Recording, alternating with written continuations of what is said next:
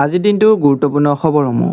সোমবাৰে উচ্চতম ন্যায়ালয়ত জুবিন গাৰ্গৰ ঘটনাৰ গোচৰৰ শুনানি হ'ব সিদ্ধাৰ্থ শৰ্মা আৰু সন্দীপন গাৰ্গে দাখিল কৰা আবেদনৰ। ছিংগাপুৰত জুবিন গাৰ্গৰ ইনকুৱাৰী ৰিপৰ্ট সংলগ্ন কৰাক লৈও হ'ব শুনানি।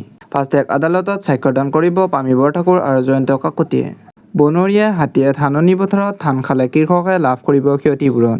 প্ৰতি বিঘা ধাননি পথাৰ বাবদ চৰকাৰে প্ৰদান কৰিব 8,000 টকাকৈ। বন মন্ত্ৰী জয়ন্ত মল্ল বৰুৱাৰ এই ডাঙৰ ঘোষণা। জুবিন গাৰ্গৰ হত্যাৰ গোচৰ সন্দীপন গাৰ্গৰ আবেদনৰ শুনানি দিন পিছুৱালে উচ্চতম ন্যায়ালয়ে। 21 জুলাইত হ'ব সন্দীপন গাৰ্গৰ আবেদনৰ শুনানি। হত্যাৰ গোচৰৰ পৰা ৰেহাই বিচাৰি সন্দীপন গাৰ্গে কৰিছিল আবেদন। সিদ্ধাৰ্থ শৰ্মাই দাখিল কৰা 4খন আবেদনৰ এখন শুনানি সম্পন্ন। আগষ্টত পৰৱৰ্তী শুনানিৰ দিন ধাৰ্য আদালতৰ। 2001 চনৰ বিধায়ক হোৱাৰ সময়ত অধিক হৈছিল বানপানী।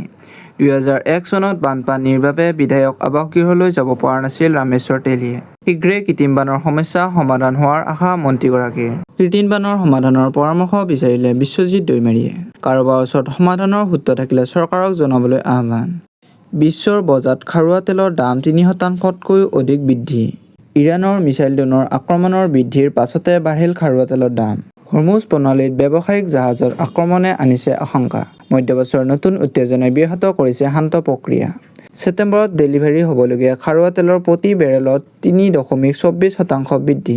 বিগত 2 বছৰত 1679 জন অবৈধ বাংলাদেশীক পুছবেক ৰাজ্য চৰকাৰৰ। এআইইউডিএফৰ বিধায়ক বদৰুদ্দিন আজমলৰ প্ৰশ্নত সদনৰ তথ্যগৃহ বিভাগৰ। ৰাম মন্দিৰ ন্যাসলৈ জাননী জাৰি সৰ্বোচ্চ ন্যায়ালয়ৰ।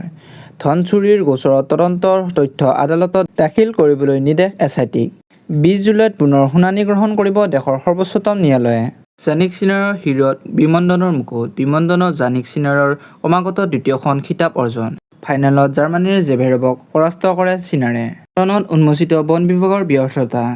হাতী মানুহৰ সংঘাত হ'লেই সময়ত গৈ নাপায় বন বিভাগ। কেতিয়াবা বন বিভাগৰ গুলি নুফুটেই, কেতিয়াবা লাইট নাথাকে।